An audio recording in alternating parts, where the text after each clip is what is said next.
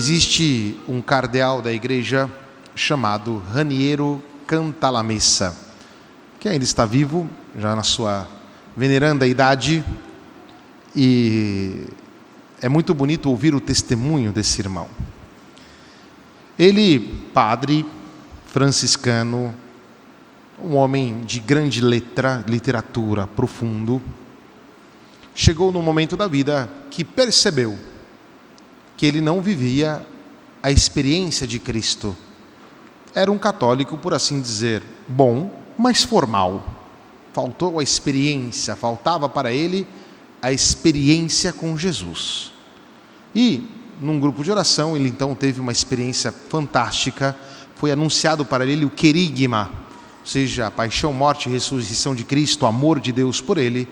E ele, por assim dizer, sofre uma nova conversão. Este homem também foi convidado pelo Papa São João Paulo II para ser o pregador da Casa Pontifícia. E quem já teve a oportunidade de ler os escritos dele ou ter visto ele pregar, nós estamos diante de uma pessoa, de uma pregação de um nível verdadeiramente extraordinário. Mas o interessante, e o que eu quero focalizar na vida de Raniero Cantalamessa, é que lá no convento onde ele morava, porque ele é um franciscano capuchinho, tem um costume que o jornal chegava pela manhã, então aquele que estava na primeira cela, seria o primeiro quarto, lia o jornal e depois colocava na porta da segunda cela, do segundo quarto e assim por diante. De tal forma que até o final do dia, todos os franciscanos ali conseguissem ler o jornal. Notaram que depois da nomeação de Raniero Cantalamessa como pregador da Casa Pontifícia, ele, quando o jornal chegava na porta da cela dele, ele então passava o jornal para a próxima cela. Ele não lia o jornal. E aí, o guardião da casa pergunta para ele: Padre Raniero, mas por que o senhor não lê mais o jornal? E ele disse: depois da minha nomeação pontifícia, o meu único interesse é a boa notícia, o Evangelho. Bonito, não? E veja, isto para nós é uma lição bonita, porque nós temos a graça de ter um contato muito profundo com o Evangelho. Só o fato de sabermos ler aplicativos no celular, no computador, a Sagrada Escritura impressa em todas as línguas, com traduções de diversos tipos, mas não só isso. Nós hoje temos a capacidade de ter igreja perto de casa, de poder fazer silêncio, mas aí a pergunta que Jesus faz hoje vem diretamente ao nosso coração. O que é que nós estamos conversando pelo caminho? E hoje, com o mundo das informações, parece que nós falamos de tudo e percebemos imediatamente o vazio, porque falar de tudo parece que nós não estamos falando de nada. Exatamente porque falta no conteúdo o Evangelho. E aí, quando nós vamos ver as notícias que o mundo propõe, são sempre notícias que não provêm da boa nova. A corrupção, a mentira, a traição, que nos deixa desgastados, que nos deixa tristes, angustiados, nos deixam desnorteados, como os discípulos de Emaús. Estavam indo por um caminho sem direção, desnorteados, tristes porque colocaram as suas expectativas acima da promessa, acima do Evangelho. E a pergunta hoje que nos fazemos é exatamente esta: será que nós estamos ouvindo o Evangelho, a boa nova de Cristo, que nos chega por vários meios, pela Escritura, pela igreja, pela pregação, pela nossa oração, quando o Senhor nos fala diretamente? Ou nós estamos muito preocupados com as notícias que o mundo propõe e que, no fundo, são cheias de lógica, mas vazias, porque não contém o Evangelho? Isto aqui, para nós, é interessante porque nos leva imediatamente para um exame de consciência. Porque se fomos iluminados por Cristo na Páscoa, o nosso modo de pensar é outro. Não é o modo de pensar do mundo, mas é o modo de pensar de Cristo, um modo iluminador. Porque iluminados, podemos também iluminar. E é interessante que nós observamos que as pessoas passam horas e horas diante do tablet, diante do celular, diante do computador, diante da televisão, e pouco tempo disposto para ouvir o Evangelho, a boa notícia. Os brasileiros figuram aqueles que no mundo mais passam horas diante do celular, em média de 6 a 8 horas. É muita coisa. E 6 a 8 horas virando reels ali, virando essas coisas, mas que não tem vida. Com a sensação de que estamos buscando estar sempre informados, mas para nós, a verdadeira informação é aquela que Cristo nos dá, não aquela que o mundo nos dá. E um cristão deveria se colocar pronto para ouvir o Evangelho e querer sempre cada vez mais a boa notícia, porque as notícias que o mundo nos dá não são notícias boas. E quando ouvimos boas notícias, nós somos aqueles que publicamos, que proclamamos esta boa notícia também às pessoas. Mas porque escutamos mais as notícias do mundo, estamos proclamando sempre a má notícia. Não estamos bem dizendo, estamos mal dizendo. Nós não temos o mal dizer, não temos o bem dizer. E isto é maldição. Um cristão é aquele que não é aquele que maldiz, é aquele que bendiz. E quando nós dizemos bem, quando nós proclamamos o Evangelho, quando entendemos que a luz de Cristo que nos alcançou, ela vai ao encontro do outro. E não me venham com as desculpas dizendo, não, mas estamos lá porque o Evangelho e isso e aquilo. Jesus Cristo não usou comunicação de massa. Jesus Cristo proclama o Evangelho de um a um, porque Ele se interessa por quem está diante dEle, com amor infinito, como se interessou por esses discípulos que estavam perdidos.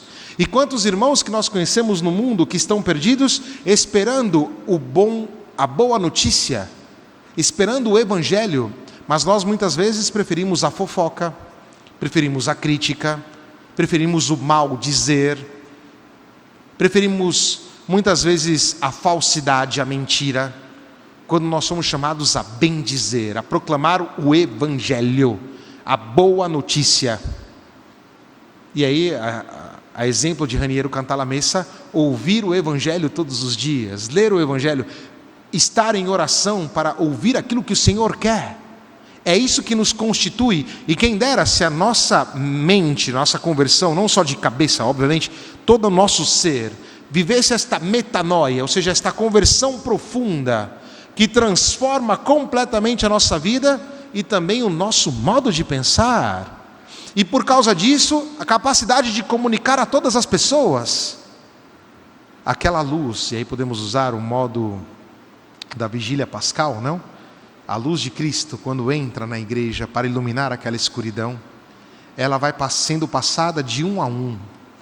A vela que nós seguramos naquele dia é a luz de Cristo que chegou até mim.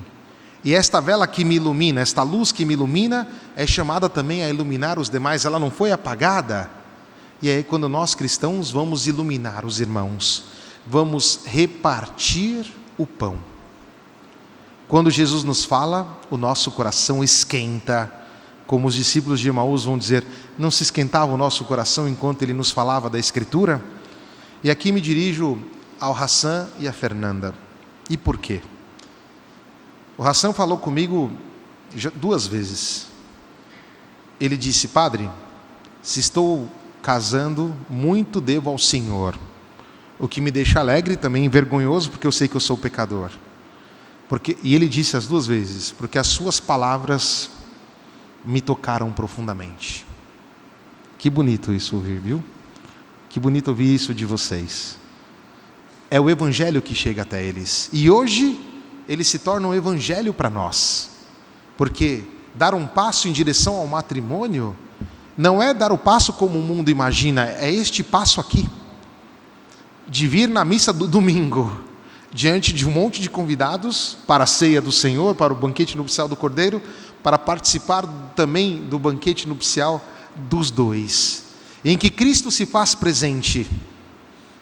Jesus Cristo está ao nosso lado, mas porque nós estamos assim, querendo as informações só do mundo, nós temos às vezes a mania de ficar ali focalizados, sepulcrados, fechados, enclausurados, embalsamados, a gente pode usar uma série de adjetivos, estar ali e esquecer que Jesus está do nosso lado. E que bom que o Hassan e a Fernanda perceberam que o coração deles esquentava quando Jesus tocava através do sacerdote, da comunidade, o coração deles, e eles deram este passo, um passo bonito, porque hoje Jesus participará da vossa vida.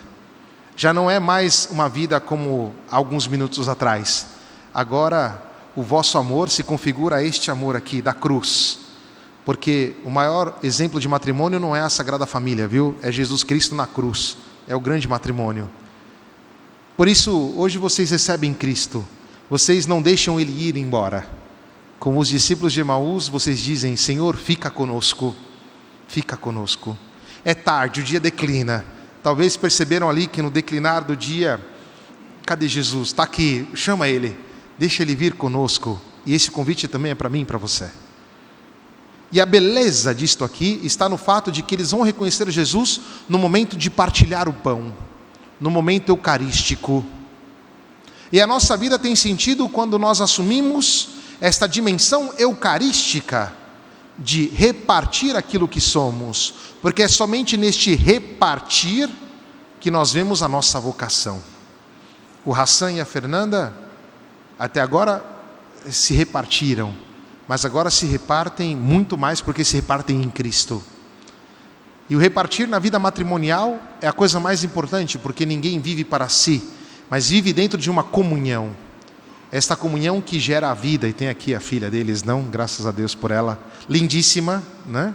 Está ali, não? Feliz, fruto desse amor maravilhoso do papai e da mamãe, do repartir que gera vida. E esta é a beleza. E que bonito poder presenciar isto hoje. E a partir de hoje, Hassan, Fernanda, peço de coração que vocês sejam estas testemunhas do Evangelho, que vocês digam às pessoas a boa notícia, que é o que nós queremos ouvir. Na missa das 8 da manhã teve um casal de 49 anos de matrimônio, é a boa notícia. Nas missas hoje, pelo menos dois casais me falaram que receberam a graça do filho, boa notícia. Sempre a boa notícia, é a boa notícia de Cristo, que nos move, que nos eleva, que traz vida na nossa vida. E esta é a beleza. E os discípulos de Emaús vão nesta linha. Disse em todas as missas e direi nesta também. Quando o padre prepara a homilia, e preparando esta homilia nesta semana, ou seja, preparar a homilia demora muito. Para eu falar aqui esses 15 minutos, 12 minutos, eu gasto umas 4 horas mais ou menos. Porque não é uma questão intelectual, é oração. Preciso pedir ao Senhor: Senhor, o que o Senhor quer dizer para o meu povo? Que é dele, né? Só que antes dele dizer para vocês, ele vem dizer para mim. E as palavras que digo para vocês, elas primeiro me interpelaram. E eu, Padre Douglas, que sou muito de ouvir jornal, de ler jornal, gosto muito, percebo que muitas vezes eu estou muito mais ligado com a má notícia do que com a boa notícia. Mais com aquilo que não é evangelho do que é evangelho. E tomo hoje a decisão de me dedicar exclusivamente ao evangelho, de ouvir todos os dias a boa notícia. E eu espero que você também tome esta decisão. Não é dizer ser alienado, mas é dar ao mundo uma luz nova. Como os nossos irmãos aqui, a Fernanda e o Hassan, estão trazendo para o mundo uma luz nova. Porque a união entre um homem e uma mulher, no sacramento, na cruz de Cristo, na ressurreição, traz ao mundo uma luz nova. Traz ao mundo algo que é um milagre. E nós vamos ver a união desses nossos irmãos, que muda a vida deles. Eles não vão viver mais, estavam juntos na mesma casa, mas agora tudo muda, porque Cristo está presente, não é a mesma coisa. Este entregar-se um ao outro ilumina cada um de nós também. E nós somos chamados a isso, porque ouvindo o Evangelho, das diversas maneiras, através da Mãe Igreja, que todos os dias nos dá uma palavra do Evangelho, através do nosso estudo pessoal, através da nossa oração, através da comunhão com os irmãos, através da nossa Eucaristia, nós passamos a ser pessoas novas. E aí assumimos esse estilo, não? Iluminados nós partilhamos, iluminados nós iluminamos com o Evangelho. Que Maria Santíssima interceda por cada um de nós. Que Maria Santíssima interceda pelos nossos irmãos hoje, o Hassan e a Fernanda, que se esposarão. E já agora peço aos dois uma grande salva de palmas, não?